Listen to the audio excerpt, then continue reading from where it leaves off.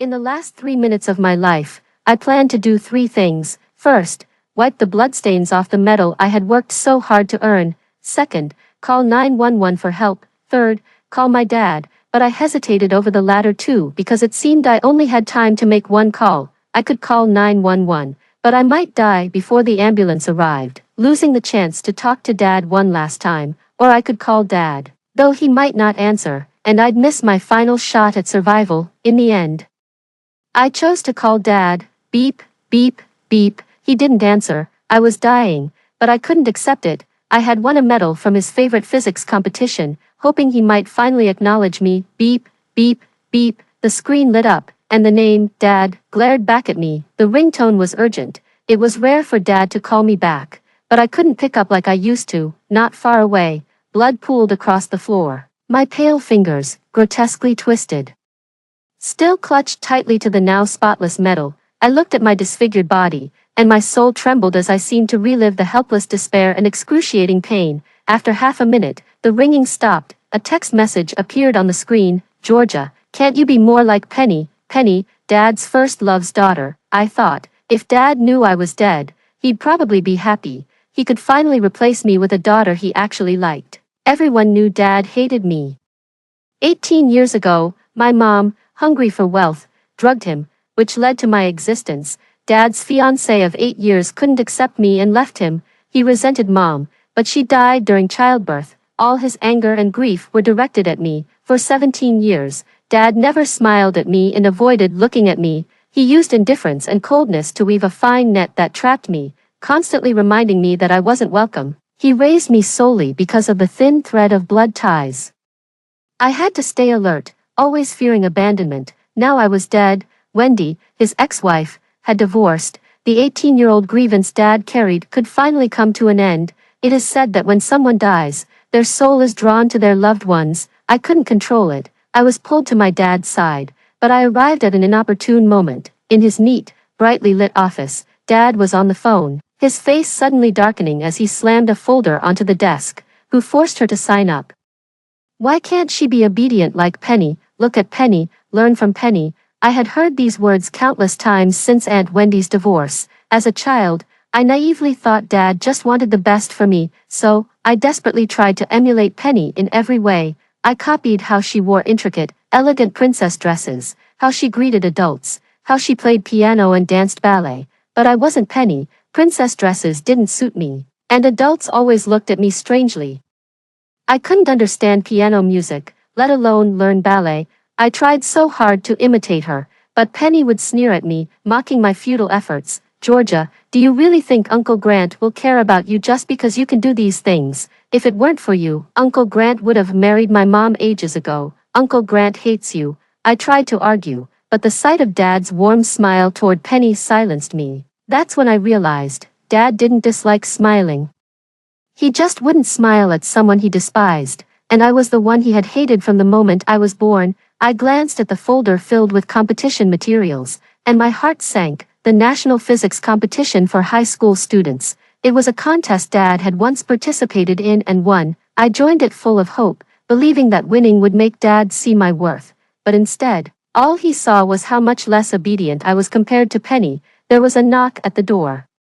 Dad ended the call with a word and told the person outside to enter. His secretary walked in and placed an elegantly wrapped box on the desk. Sir, here's the gift you requested. Dad pressed his fingers against his temple, waved the secretary away, and stared at the box in silence. Penny's birthday was coming up. It was obvious whom the gift was for. I hadn't originally remembered Penny's birthday, but every year, she'd flaunt the gifts Dad gave her in front of me.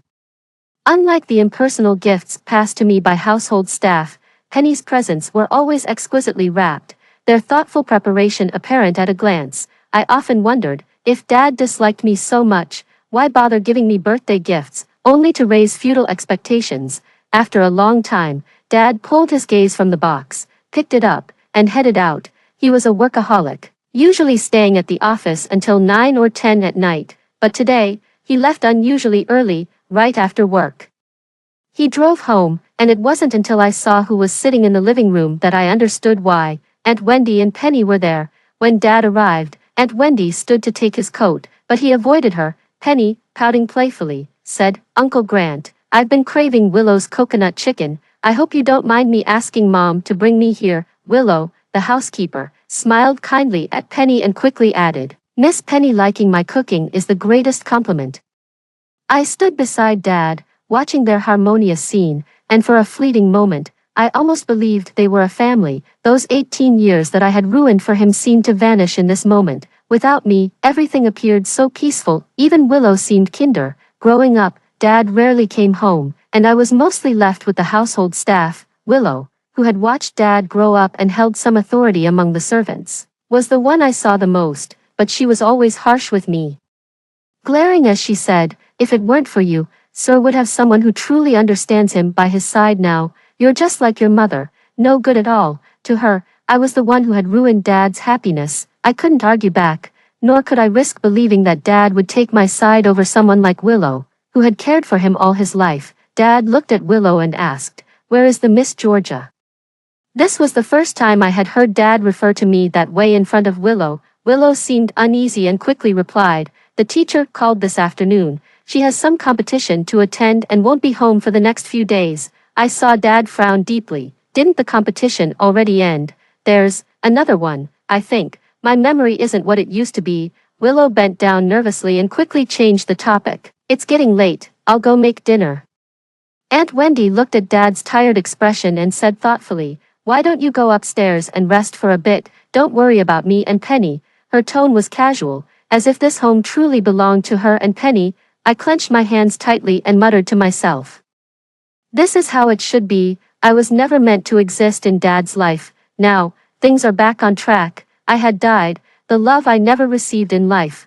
What was the point of wanting it now? Yet, why did the bitterness in my heart grow stronger? Dad rubbed his forehead and called Willow back. "I still have work, so I won't be having dinner. Wendy, you and Penny go ahead and eat." Penny pouted and said coquettishly, "Uncle Grant, you're home early for once. Why don't you stay and eat with us?" Honestly, I envied Penny a little. She could always speak to Dad so naturally, as if she had every right to. I, on the other hand, had always been careful and hesitant, never daring to ask Dad for anything. It was only later that I realized it was because Dad and Aunt Wendy gave Penny that confidence, affection, and indulgence nurtured a carefree flower, while I was like a kite hanging in the air, constantly aware of the string tied to Dad, afraid that one day he might cut it and let me fall. Aunt Wendy took Penny's hand and said to Dad, "Penny hasn't seen you in a while. She missed you so much. She's just a child, so don't worry about her." Dad didn't respond and walked straight upstairs. I followed him but stopped when I saw him pause in front of my door. I didn't know what he was about to do, and I felt an inexplicable sense of anxiety. But Dad did nothing. He simply took the gift and walked back to his study. I didn't understand why Dad didn't give the gift to Penny right away, but then I realized, birthday gifts should be given on the day itself. For those you care about, you always try to make everything perfect. Sure enough, Dad walked up to the safe, carefully placed the beautifully wrapped gift inside, and closed it. I had never seen this side of Dad before. His gaze was soft, and there was a slight smile on his face, as if content, but it was only for a moment. And then he sighed as he shut the safe. The only one who could make Dad show such a look was Penny. The first time I saw Penny was at my grandparents' house when I was 8. It was a rare occasion when I gathered the courage to ask to visit them. I'd heard from Willow that Dad was extremely filial. I thought, if my grandparents like me, maybe Dad will like me too. But when Dad took me to visit, we unexpectedly ran into Aunt Wendy and Penny. At that time, Penny wasn't as carefree as she was now, and Aunt Wendy had a sadness that she couldn't hide. Her husband had cheated on her, and her daughter wasn't accepted by her in-laws. Aunt Wendy chose to divorce. Dad sat at the table, his expression indifferent, but I could tell from the subtle worry and displeasure in his eyes. There was even a hint of anger. After that, Dad forbade me from seeing my grandparents. Penny, however, would always flaunt her photos with them, rubbing it in my face.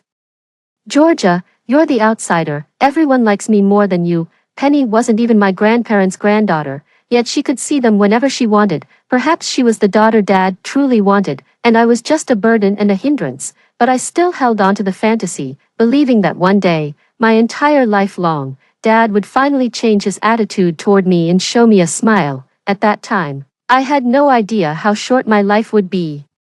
How quickly everything would end in humiliation and pain, all the unfulfilled expectations ultimately shattered into pieces in that remote, filthy warehouse, disappearing without a trace. I looked at Dad, a deep sense of unwillingness pressing down on me, making it hard to breathe. The full moon hung high outside the window, and Aunt Willow and Aunt Wendy had come up several times to invite Dad for dinner, only to be turned down each time. After Dad finished his third meeting, the clock on the wall had already passed 2 in the morning. Suddenly, the door to the study was knocked on, and Dad walked to the door and opened it. "Wendy, why are you still here?" Dad looked at Aunt Wendy in surprise, then glanced down at his watch and frowned, saying, "It's so late. Didn't Aunt Willow send you and Penny home?" Aunt Wendy's face was a little off, and she raised her hand to adjust her hair.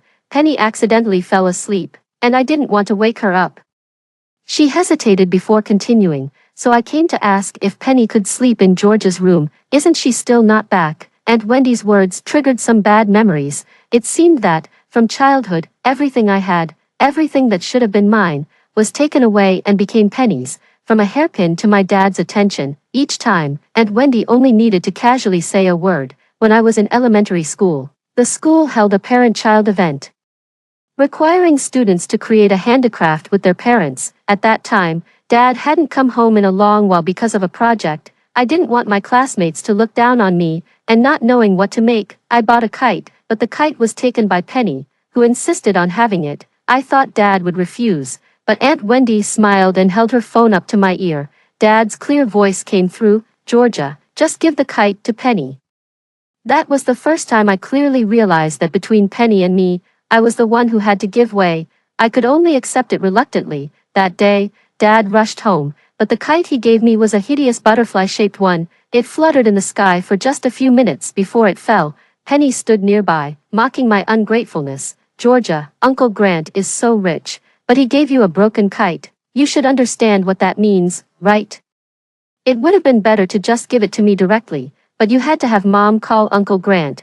This is Uncle Grant's punishment for you." I thought this time would be the same, that Dad would agree without hesitation, but to my surprise, Dad refused directly. "She doesn't like anyone in her room. Have Willow set up the guest room for you." Aunt Wendy's expression was stunned, and she lowered her head. "It's so late. Willow must be asleep by now. It's just for one night."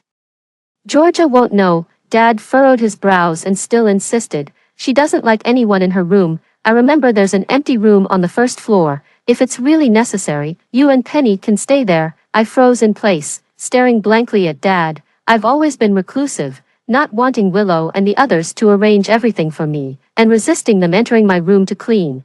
But how could Dad know that? He had never cared about me. So many things had been given away from my childhood, and now it was just one more room. Why did it matter? I looked at Dad, and a thought suddenly crossed my mind. If Dad were even more heartless, would I suffer less? Willow, who had gone upstairs, broke the deadlock. Upon seeing her, Dad immediately said, "Willow, help Penny and them arrange 2 rooms. I have to go to the office tomorrow, so I'll rest now." Willow's gaze lingered on Aunt Wendy, as though she had something to say, but Dad seemed not to notice her hesitation and walked directly toward his room. I hesitated for a moment, wondering whether I should follow Dad, but an invisible force seemed to pull me toward him. After some trials, I realized I couldn't stay more than 5 meters away from Dad. It's almost laughable. When I was alive, I could never be near Dad. Yet now that I'm dead, I can only stay by his side. I didn't know whether this was fate mocking me or showing me compassion for my short and unloved life. This was the first time I entered Dad's room. The room was mainly light gray, the curtains half open, and the bookshelves filled with all kinds of books. I leaned in closer, expecting to see books on finance. But to my surprise, most of the books were on education, and there were even children's picture books. Many of the books had dog-eared corners, clearly having been flipped through many times. The serious, formal Dad actually read these books. Who were they for? A strange sense of anticipation rose in my heart, but immediately, that tiny bit of expectation was crushed when I saw what was on the desk. On the light brown desk sat an ugly porcelain doll, standing out awkwardly among the antique wooden ornaments. I had never been involved with pottery, but Penny's grandfather was a famous ceramic master.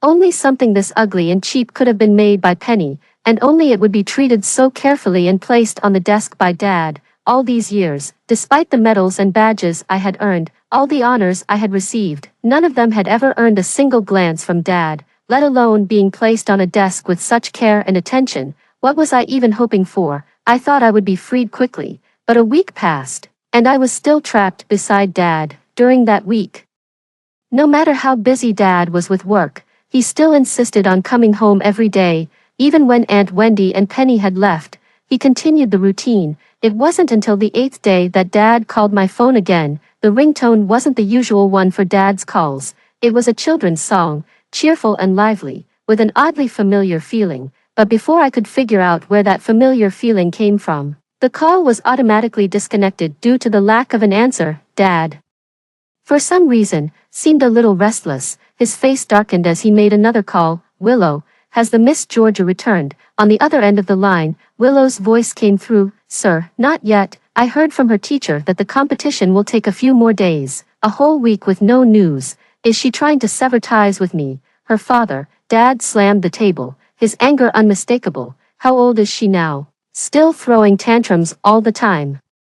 Can't she learn something from Penny? Penny seemed to be my curse, even haunting me after death. I suddenly became curious about how Dad would react if he knew I was dead, shocked, indifferent, glad to be rid of me, or perhaps, there would be that fleeting moment of sadness, remembering that I was his daughter, his only daughter. I thought that after Dad scolded me a few times, he would go back to work, but this time, his anger seemed bigger than I expected. I'll call her teacher and see if she plans to never answer my calls again. Willow seemed surprised on the other end of the phone, urgently saying, Sir, please don't, I'll contact her teacher myself. Dad, already fuming, hung up the phone, quickly finding the teacher's number and calling. The phone was answered almost immediately. Dad, trying to control his anger, asked as calmly as he could, Hello, this is Georgia's father. I wanted to ask if the competition is over yet. There was a long pause on the other end of the line before the teacher hesitantly replied, The competition ended a week ago. Georgia should have already received her medal and come home. There's another competition in half a month. Should I mark Georgia as absent for that one too? Dad froze in place, his face twitching uncontrollably. After a long pause, he finally regained his voice, prompted by the teacher's inquiry. Teacher, sorry, I didn't quite hear that. Did you say Georgia came home a week ago? Is there a mistake? I'm talking about Georgia from Class A of the senior year. Could you repeat that? I watched as Dad's hand trembled, and for a moment, I didn't know what to do. The teacher on the other end seemed to realize something was wrong, and softly said, Mr. Georgia's father, there is only one Georgia in T-City, no, one high school, and I called you the day after Georgia went home. Didn't you say Georgia was sick and needed to take some time off? Hasn't Georgia been home all these days? Yes. I looked at Dad, frozen in place, and suddenly felt overwhelmed by a rush of grievance and helplessness. Dad, I didn't come home, I'll never come home again. As if waking up from a trance, Dad, urged by the teacher, abruptly hung up the phone. He rushed out of the office, ignoring his secretary's urgings and the strange stares of employees along the way.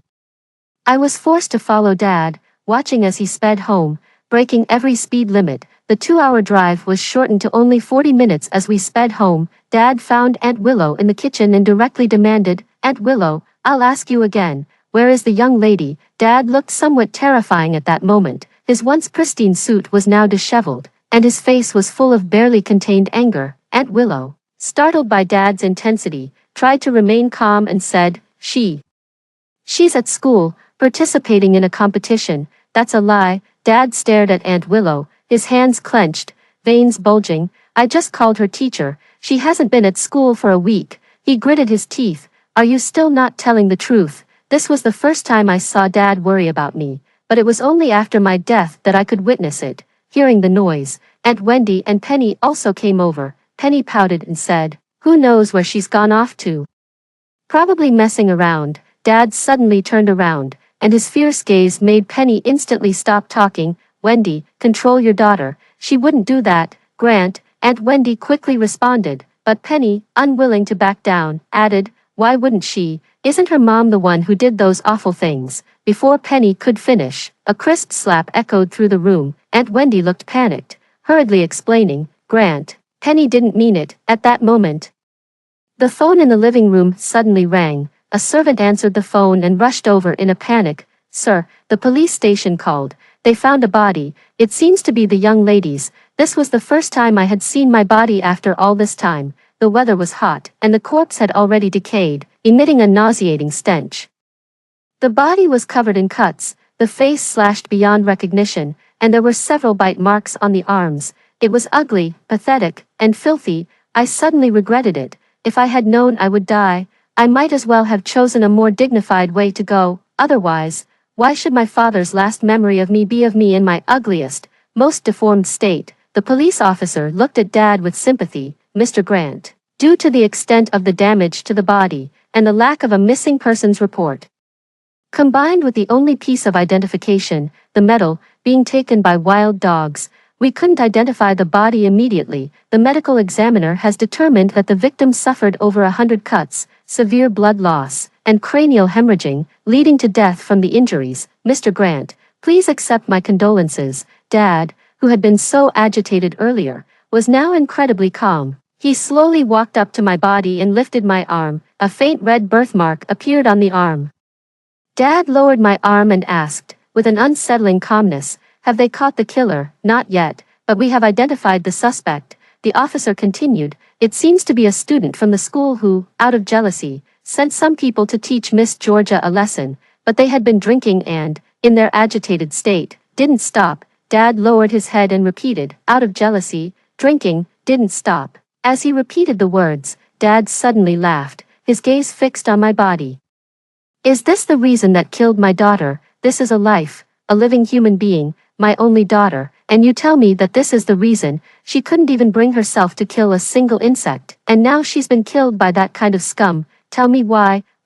Dad collapsed to the floor, unable to stop crying. She was afraid of pain, with so many wounds, suffering to death. How much pain did she endure? His whole body trembled as he tried to touch me.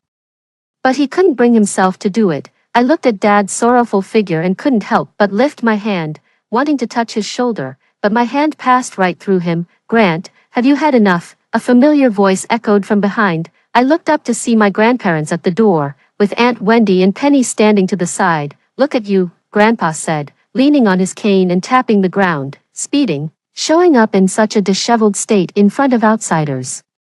Do you have no pride left as a member of the William family? Grandma pinched her nose in disdain and glanced at my body. Just a girl. She should have disappeared long ago. I told you to send her away, but you wouldn't listen, after raising her for so many years. Is that not enough? I stared blankly at my grandparents, whom I had once longed to see, never expecting them to react this way to my body. William family. William family. Dad's eyes were bloodshot as he slowly turned to face his parents. Georgia is my daughter. She's your granddaughter. She's lying here, never able to call me Dad again, or you, Grandpa and Grandma, yet you're still obsessed with the William family and that fake image. Hearing this, Grandpa remained cold and unyielding. He said bluntly, Grant, you are also a member of the William family. Didn't you personally send her mother away and deliberately ignore her? These words struck me like a thunderclap, leaving me frozen in place. Suddenly, an intense pain shot through my head, and in an instant, my mind was overwhelmed by a flood of chaotic memories. I finally remembered, my biological mother did not die from childbirth complications. In fact, as she had wished, my father, a man with a strong sense of responsibility, married her despite knowing she had deliberately schemed against him. But my father's actions angered my grandparents. They didn't allow my mother to enter the family, and they didn't want me to stain the William family bloodline. They insisted my father divorce her and send me away. No matter what, my father refused and left the William family to establish his own business. Under pressure from my grandparents, my father's company struggled to survive. My mother, who had married my father for money, never expected him to actually leave the William family, so she deliberately made me sick, hoping to distract my father and cause his business to fail, so he would return to the William family. To please my grandparents, she took me out of the house and tried to abandon me. Later, my father searched tirelessly to find me, and through investigation and interrogation, he learned the truth. He used money to make my mother disappear forever and made a deal with my grandparents. He promised that within 3 years, he would make the William family the leader of the industry, becoming a qualified heir, and would guarantee not to waste any more time on me and would keep his distance from me.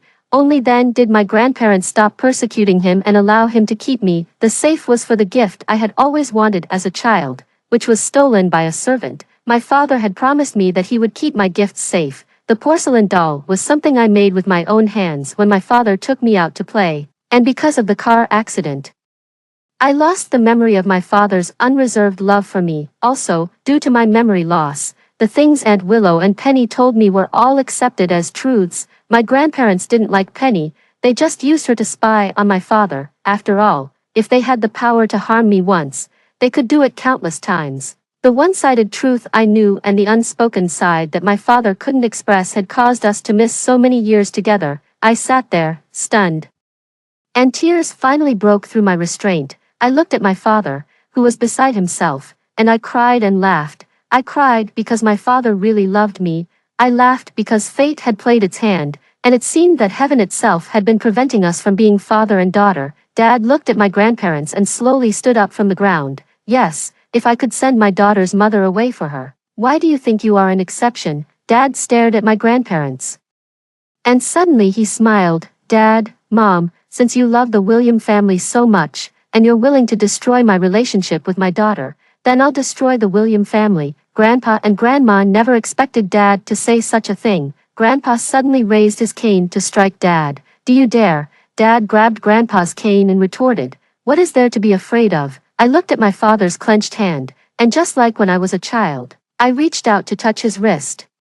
Surprisingly, Dad seemed to sense it and instinctively glanced in my direction, but after a moment, his gaze fell back to my body. I don't know why I hadn't disappeared yet, but now, I cherished every moment I had with my father. I watched as he took the lead in finding those who had killed me. He had them tortured until they were on the brink of death before sending word to the police to have them arrested. Dad hired the best lawyers, ensuring they were sentenced to death. Before they died, they confessed to receiving money from Grandpa and Grandma, being manipulated by Aunt Wendy, and working with Penny. Under Dad's manipulation, the massive William family corporation easily went bankrupt. Grandpa and Grandma tried to run but were powerless. Eventually, even the old mansion was seized, leaving them penniless. Grandpa had a heart attack, and Dad saved him, sending him to the lowest-tier nursing home where he was often mistreated by the staff. Grandma, mentally unstable, was sent to a psychiatric hospital, with strict orders for them not to visit each other. Aunt Willow was caught with evidence of stealing, amounting to millions, and was sentenced to life in prison. Other servants who had mistreated me were also punished accordingly. As for Aunt Wendy, who originally faced life imprisonment, the Wen family tried to use their connections to save her. This was when Dad remembered the Wen family and made sure their business collapsed too. Dad hired the most expensive lawyers to secure her release, then took her to Southeast Asia to see a disability show, but left her there permanently. As for Penny, without her mother, and with the bankrupt Wen family avoiding her like the plague, she was harassed online and became a pariah at school, everyone shouting for her to be driven out. In the end, she showed up in a dirty princess dress, shamelessly begging my father for help, but her usual coquettishness was gone. Uncle Grant, can you take me in? You used to love me the most. When I grow up, I'll be good to you. Dad laughed. Do you think you deserve that? The next day, Penny was trafficked. The last person to be punished was my biological mother, who was living abroad. It said that she had once lived a life of luxury, but was swindled out of all her money, became addicted to drugs, and ended up in the red light district. After handling all of this, my father suddenly became superstitious. He traveled from temple to temple, donating large sums of money every time he visited. I knew what he was fixated on, and I didn't want him to fall into this torment. But I had no way of telling him. I could only watch helplessly as he climbed the steps of these temples, going up thousands of stairs, making his wishes. I could clearly feel my soul growing weaker with each passing day. In the end, I thought, since I couldn't stop him, I would just stay by his side and spend these days with him. I don't know how many years passed, but one day, my father came to a remote mountain, where he heard there was a temple that could only be found by those destined to encounter it. However, the mountain path was difficult, and we soon got lost, at a loss. A humble and tattered monk appeared before us. He was carrying a large basket filled with firewood and smiled at my father, saying, "Some things cannot be forced." Searching and searching, but seeing nothing, only emptiness left behind. My father froze. As if something resonated within him, he looked toward my direction, urgently asking the monk, "Is my daughter here? Please, tell me." The monk nodded, then sighed, "Your connection has ended, but you can search again in the next life. If you keep entangling yourself, it will only backfire. Go back." Finally, my father understood everything. He looked toward my direction, and tears began to fall uncontrollably. "Georgia, I'm sorry, I was the one who killed you back then, and now I've made you worry about me. I'll be all right. You should go." I wanted to say something, but it felt as though my throat was blocked, and no words would come out. I knew I didn't have much time left.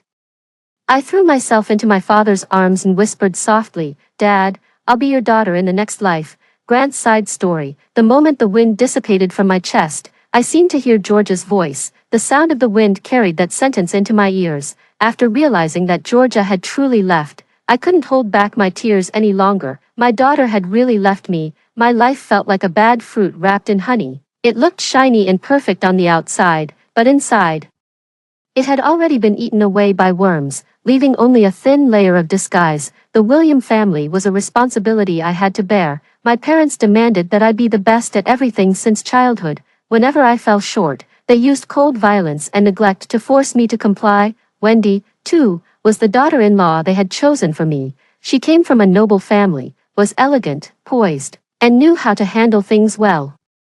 Meeting all their expectations for a William family daughter-in-law, I can't say I liked her much, but after growing up with her, I developed some feelings for her. I thought my life would follow the arranged path: study, marry, take over the William family, and live out my days like a preset program.